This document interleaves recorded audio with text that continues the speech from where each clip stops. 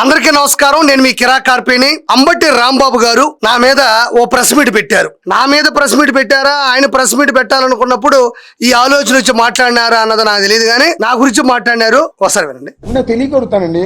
చంద్రబాబు నాయుడు గారు, లోకేష్ గారు, పవన్ కళ్యాణ్ గారు ఇక్కడ మొదట్లోనే అంబటి రాంబాబు గారు వెనక ఫ్లెక్సీ పెట్టుకొని పక్కన ఒక నలుగురిని పెట్టుకొని ఒక స్క్రిప్ట్ రాసుకొని నాకు తెలియక అడగతాను చంద్రబాబు నాయుడు గారు, పవన్ కళ్యాణ్ గారు, లోకేష్ గారు అంటున్నాడు. నిజంగా నీకు తెలియకే అడగతావు నువ్వు? నీకేం తెలుసు? నీకు రాజకీయం తెలియదు, రాజకీయ భాష తెలియదు.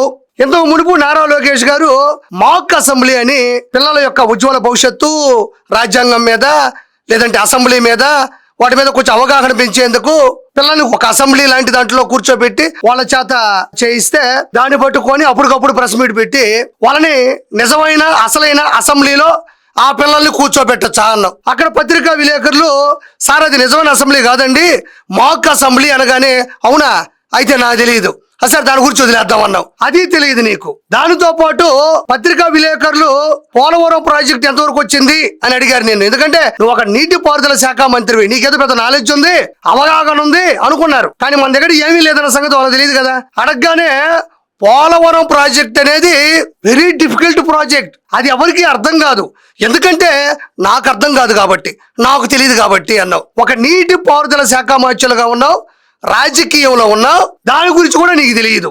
నీకు తెలిసిందేంటి? గంట అరగంట సంజు సుక్కు. నేను కాదుగా ఈ మాట్లాడేది. యూట్యూబ్ లోకి వెళ్ళి వీడియోలు ఎదిగితే నీ గురించి వచ్చే ప్రతి వీడియోలో కూడా ఇదే ఉంటది, గంట అరగంట సంజు సుక్కు. నీకేం తెలుసు? మరి తెలుసుకోవాలన్న ఆలోచన లేదు, నీకేమీ తెలియదు. కానీ అసెంబ్లీలో ఎలా ఆడవాళ్ళని దూషించాలి, పబ్లిక్ లో ఎలా టార్గెట్ చేయాలి, ఎలా అబద్ధాలు చెప్పాలి, అసత్య ప్రచారాలు చేయాలి అనేది మాత్రం బాగా తెలుసు నీకు. నాకు తెలియక అడుగుతున్నాను చంద్రబాబు గారు అంటే నీకేమీ తెలియదు. నేను చెప్తున్నాను కదా, తర్వాత ఏం మాట్లాడో విందాం. ఎవరండి కిరా కార్పినా? ఎవడండి కిరా కార్పినా? నేను ఎవడనేది నీకు బాగా తెలుసు. ఆర్కే రోజా గారిని, జగన్మోహన్ రెడ్డి గారిని, మీ వాళ్ళని అడుగు చూడు తెలుస్తుంది. నీకు కూడా బాగా తెలుసు అనుకుంటా. నేను తెలియపోవడం ఏంటి? ఎవడో కిరా కార్పి అంట. ఎవడండి కిరా కార్పి అంట? ఎవరైతే అసత్య ప్రచారాలు చేస్తారో, అసత్య ప్రసారాలు చేస్తారో, తప్పుడు ఆరోపణలు చేస్తారో, మార్ఫింగ్ వీడియోలు చేస్తారో వాళ్ళ మీద ఎగిసి పడతా ఆడే కిరా కార్పి. నా నాయకుడు నారా చంద్రబాబు నాయుడు గారు విలువలు విసరున్నటువంటి వ్యక్తి. అలాంటి వ్యక్తి గొప్ప కార్యక్రమాలు చేస్తుంటే వాటిని మీరు తప్పుదో పట్టిస్తుంటే ఎదురు తిరిగి మాట్లాడతా. నేనే కిరా కార్పిని. నేను ఏ విషయంలో అయినా సరే వైఎస్ఆర్సీపీ చేసేటువంటి అసత్య ప్రచారం అయినా సరే వాటిని తిప్పికొడతా. నేను బాగా తెలుసు. నేను తెలియకపోవడం ఏంటి నీకు? ఏదో తెలియనట్టు, ఈ మధ్యన తెలుసుకున్నట్టు, ఎవరో రాసిచ్చినట్టు నీకు తెలియదా నేను ఎవరో?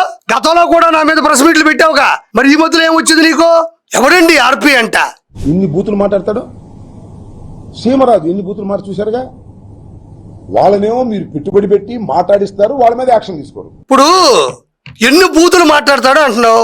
నేను మాట్లాడినటువంటి బూతుల్ని నీ దగ్గర బాగా సంపాదించిన డబ్బులు ఉంది కదా, జనాల డబ్బులు మెక్కావు కదా, బాగా మైన్స్ అయినా, వైన్స్ అయినా, గ్రావెల్ అయినా, ఇసుకైనా బాగా దందాలు చేసి సంపాదించిన డబ్బులు ఉన్నాయి కదా, ఆ డబ్బులతో ఒక స్క్రీన్ కొనుక్కో ఉంటావు కదా నాకు తెలిసి. పాటికి ఆ స్క్రీన్ లో కిరా కార్పి ఏం మాట్లాడినాడు అనేది నువ్వు చూపించు, జనాలకు కూడా తెలుస్తుంది కదా.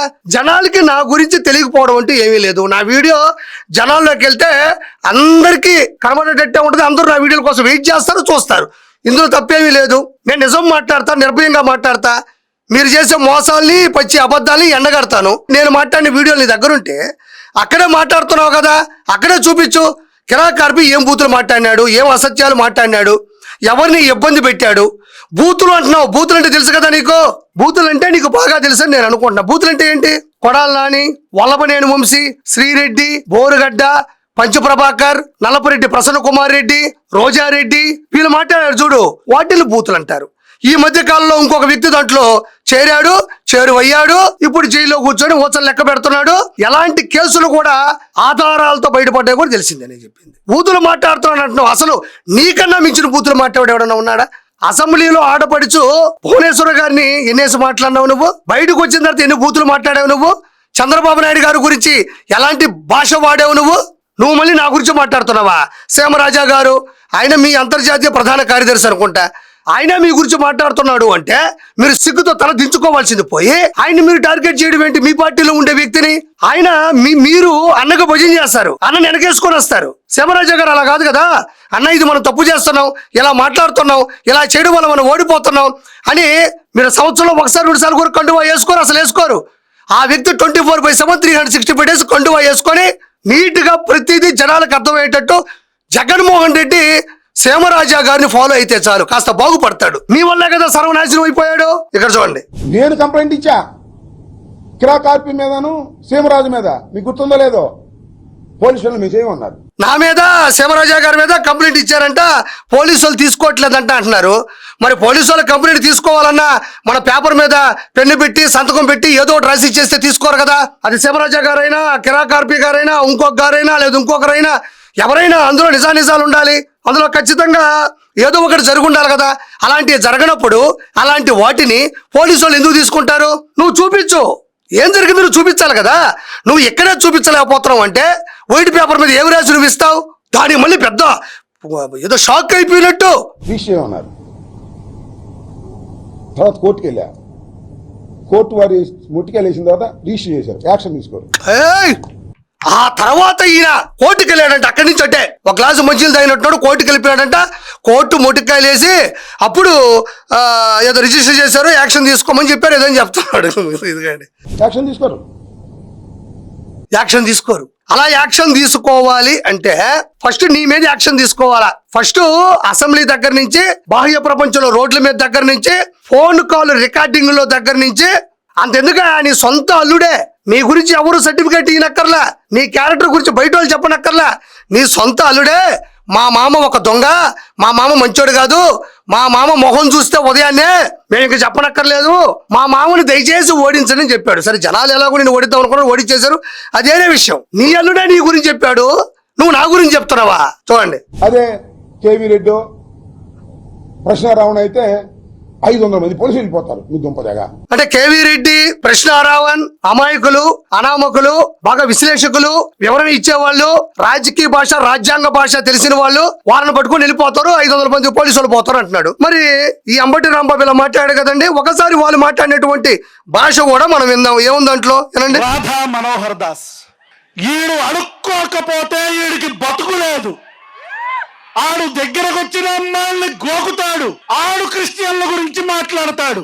రే రాధా మనోహర్ దాస్ కొడక్క దొరుకుతావు, నువ్వు మతాల మధ్యలో చిచ్చు పెడుతున్నావు, ప్రభుత్వాలు మారతాయి కొడక, నీ బట్టలు పదీసి రోడ్డు మీద తొక్కి నారతీస్తావని పవన్ కళ్యాణ్ చెప్తాడు కదా, అలాగే తొక్కి నారతీస్తారు కొడక. పవన్ కళ్యాణ్ నోట్లో సనాతన ధర్మాన్ని ఒక్కొక్కసారి కొంతమంది ట్రోల్ చేస్తూ సన్న ధర్మం అని చెప్పని అంటారు, దాన్ని బూతు కింద కూడా వాడతారు. మరి ఏమమ్మట రాంబాబు, మరి పవన్ కళ్యాణ్ గారిని అన్నటువంటి ఆ మాట రావణ్ ప్రశ్న ఇంట్లో తీపించుకొని నువ్వు అనిపించుకో, అదే మాట నువ్వు అనిపించుకుంటావా?